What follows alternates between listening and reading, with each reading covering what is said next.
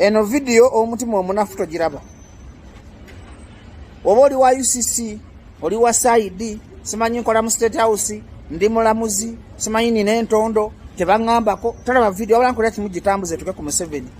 Etuke mu kitongole ekiramuzi, etuke mu kitongole kya poliisi, etuke mu kitongole kya revenue, etuke ku media za Uganda. Nti waliwo olukole mwagala okukola, mbw'okugoba ababajja ku media, okugoba ababajja ku BTV byamu, ffe ababajja tusigala twogera. Kati nkoze video eno egenda tuka ku bantu emitwalo 4. Kikirize oba kigaane. Bajja alina following Katonda yagimuwa.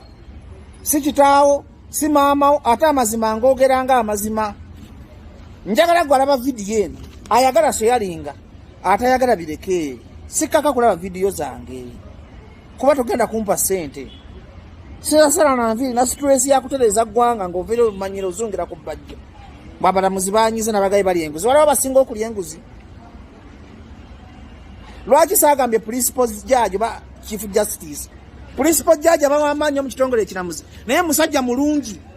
Nawo munyiziza kuyita. Nagamba lwaki okola ensobi because he's a parent, he's a teacher. Sabalamuzi is a teacher. Ngata tusiba si akulya kitongole ekiramuzi. Principal judge si amuddako. Ngata sura ko samanyi ga office ye kwa amanyi constitution. Muntu mulungi omutwali omusango aguganyi. Ne bwakuyita n'omuvuma n'omujerego otya.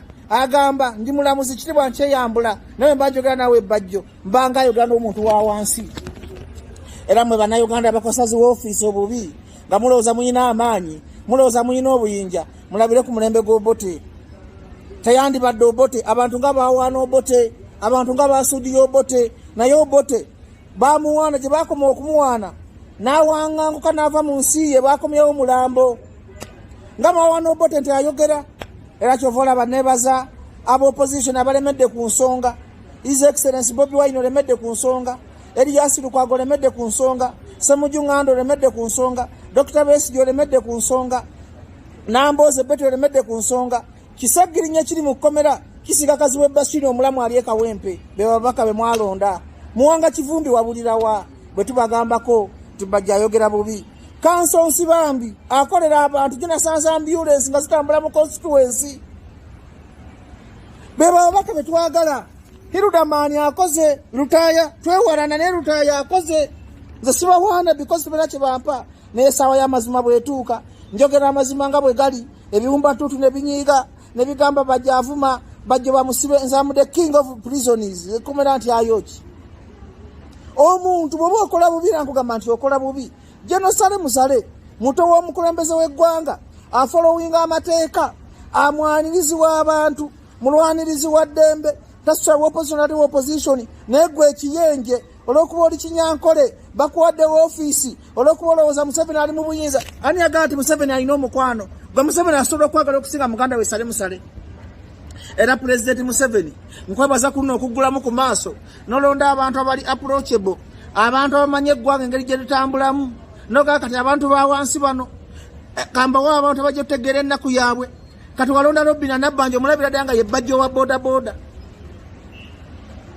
nolonda omukazi gwe bayita Judith n'abakoba akola Katumba Wamala akola olwo musajja wa internal affair akola nze bajjo n'abadde surprised n'engende wanto n'ejjeno w'eggwanga omulamba nanyaniriza saba minister n'enjiga nti omuntu n'obeera mu office Anthony General Keke kiro wakiwanuka tayina malala akuyita nakwata essimu n'ogenda mu office namuvuma ne munyiiza n'entuuka wali nanyandirizanga mutabanyi we n'asituka kennyini n'agamba ensi ffenna twagisangawo. Empisa kintu kikulu. Nze office gye nnimu ya ggwanga eriwo okusaavinga gwe bajjo eriwo okusaavinga opposition eriwo okusaavinga eggwanga lyange Uganda n'olabanga ayina eggwanga lye ku mutima ti Uganda weetuuse yetaaga abantu nga bakano Edith Nakalema abawuliriza abanaku. Ate nze bwe mba njogera ebintu mbyogera biva ku mutima sirina kyenjagala. Bwe mba nkugamba ensobi sirina kyeneegula. Sirina kugambye ogende wa Nakalema n'osanga abanaku nga nze waliwo abantu benaseka ku mulyango wa Nakalema nga bagendagenda bugenzi kulya mmere. Kwaba otuuka wali ekikwaniriza olya emmere n'akuwuliriza ebizibu byo n'akikolako. Ate Nakalema bagamba nti sawa 8 ngenda kukubira abantu babaze ku ttaka babazzeeko. Era Judith n'abakoba okopye gundi ya Nakalema ekola bulungi oba nga n'abakoba otandise okufuna erinnya wejjeemu gali amalala kati otandise okudda mu ground, otandise okudda mu bantu ba wansi. That's why ensi egenda kwanguyira. Gwe buli muntu ali mu office ya government manya nti bana abantu ba wansi nze sitambula na bodyguard ne bantu ba wansi bankuma banjagala.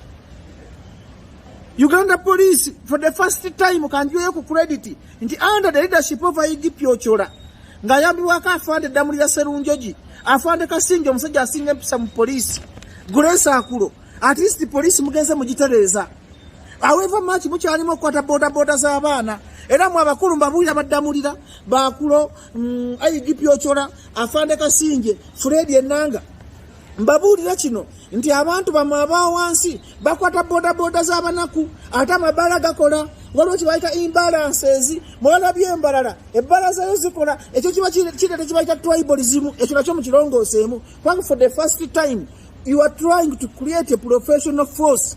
Muri professional this time mugenda mukendeza nguzi mu polisi okubira Damulira esimu kisawa 12 oba mwendeze kyo nagikwata n'okubira Kasinje nakwata n'okubira IGP yennyini Ochola nakwata Grace Akulo sikubiranga ku simu nenga naye nagenda wanze nimbega zenga nembabega mu office nziganzizo okujja nekutizinga nemmanye ndowoozayo nenga aboti boyisana abantu abalala naye nga njagala mbabulire gisinga ba minister mwena mutegere ekizibu kyammwe nti mwabalina okukulakulanya eggwanga lyammwe mwabalina okuwa president wammwe ebirowoozo ebituufu Uganda esobola okuterera ddala. Nebaza omukyala wa Jenda Grace bamuyita Betty Amongi ne munne oyo Peace Mutuzo. They can sit down, analyze issues, think and reason. Nogenda ku office ya vice president abantu bali receiving ebintu byo nosanga abalese enkoko nosanga abatutamalwa nosanga abatuta obuugi nosanga abatuta amaji bonane baba wa matu eye Uganda gye twagala nemwe bakazi we Bashiri mwabulira wajja kufera beka wempe abantu batukogamba baje jangu esimba mufya kazi we Bashiri nga wajja wegonza wasuka kuba presenter kati sawa zino waddu ko limu kuwasa sagire nyali mu komera asika kazi we Bashiri aliyebwe mwemuno zemtu mugendo fuga Uganda notunulira bana Uganda gabagamba twalonda bana Uganda mwe muchamuka nnyo mwali mu okumanya nti struggle muina kujja mu bwavu muina kujja mu bwavu muina kujja misolo emingi muina kujja mabanja ge mulimu muina kwegobako abantu abatamanyi nnaku yammwe kati abeerubaga mwagoba kikatolo bwa makidikuula ne muleta ato omuntu mulinga abaleeta Kasiru Alozias Mukasa yabulira werubaga eyabawa sente nyingi ne mulonda Alozias Mukasa yabulirawa nga mwasusuta Alozias Mukasa nga mwawana Alozias Mukasa katolu bwa matambulize ebyende ebweru yali asinga Alozias Mukasa emirundi 10 because kyajanga ne kiwa abasako ne kigogole emyala Mukasa obusente bwe yabagula ana mu bana Uganda muyigona kulwa leero nti omuntu bwajanga gagula kaluluko era bye byabagenda okukola londo omuntu alina obusobozi alumirirwa omuntu wa wansi. President Museveni ekizibu kye kiri kimu kulwa mu ntebe era President Museveni bwe yagatukubira emizira zagenda kulembera campaign 2026 gamba bazukulu nkoye mulondo omuntu gwe mwagala atali agenda kukwatako nkuwayo minute nga budget event singa ambassador w'abantu wa wansi Museveni tali agenda kukwatako n'otusibula mirembe fule tukulinako buzibu Uganda ogijje mu bote ogijje mu baamini oyina byokoze ebirungi naye ebirungi bibuze because of okulwa mu ntebe. Kati President wave Museveni nkugamba va mu ntebe oleke bana Uganda balondera omuntu gwe baagala bafune democracy bakole ebintu byawe mu ddembe naye nga this time cabinet wagezezaako okulonda omuliro guweddeko naddamu